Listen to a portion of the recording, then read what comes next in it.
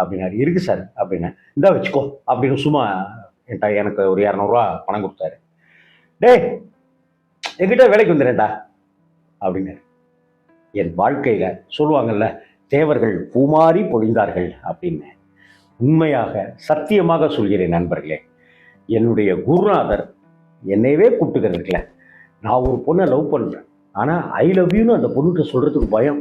அவங்க அப்பாவுடைய முறுக்கு மீச காரணமா இருக்கலாம், அந்த பொண்ணோட அப்படியே ஒரு கோபமான ஒரு பார்வை காரணமா இருக்கலாம், அதே ஸ்கூல்லையோ அல்லது அதே காலேஜ்லயோ அல்லது அதே தெருவுலையோ இருக்கிற அவங்க அண்ணன் அப்படி முரட்டுத்தனமா இருக்கிறது, கராத்தே பிளேயரா இருக்கிறது ஒரு காரணமா இருக்கலாம்.